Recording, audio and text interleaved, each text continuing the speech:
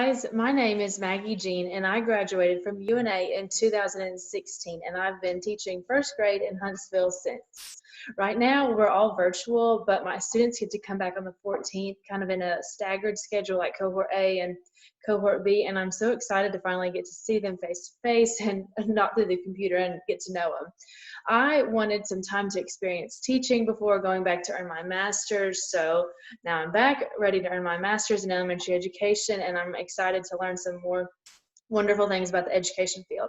In my past few years of experience, I've participated in lots of discussions and training involving this topic, faculty meetings, just all kinds of things. So the topic that I want to do my research on is differentiation within the classroom. I want to do research on the topic of this because I think that it's a major part of the classroom, and I would love to learn more about it, and I would love to be able to more effectively be able to use it and know the benefits of it. Because I know it's good, but I really just want to know the why. So I've of course been doing differentiation techniques and different things like that in the classroom the past few years with different varying levels of students, different types of learners. So I feel kind of familiar with the topic, but I just almost feel like I've been doing it because everyone says that it's good to do for your students, and I've seen benefit from it, from doing this, and making my students, giving them what they need and meeting them on their level.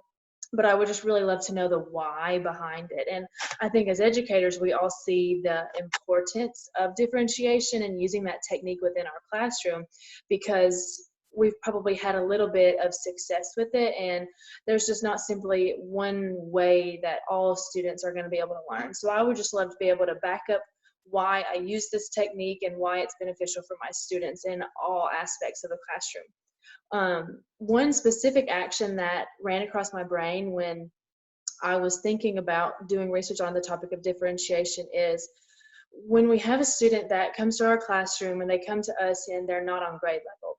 So maybe we take that grade level standard that we're supposed to teach them and lower it to where they need, so to almost to where maybe it's on another grade level below us.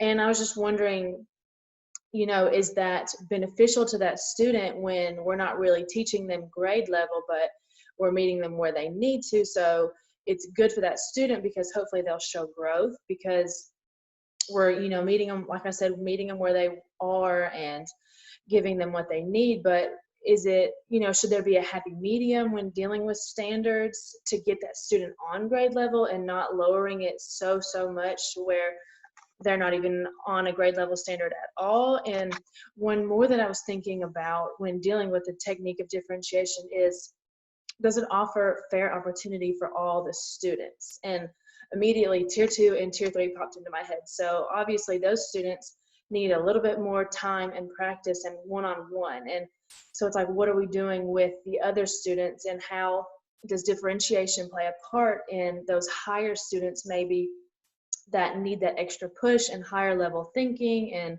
maybe not that one-on-one time, but more independent work to push themselves? So those are two kind of things that I was really wondering and hoping that research can have some answers for me to think about. And so, yes, I would love to learn more about the topic of differentiation and what the data says about it and how it's beneficial or not for the students inside the classroom. And I don't think that the research will turn me down on the fact that it's beneficial, but I just would really learn to dive deeper into the topic of it, and so I can more effectively use it in my classroom.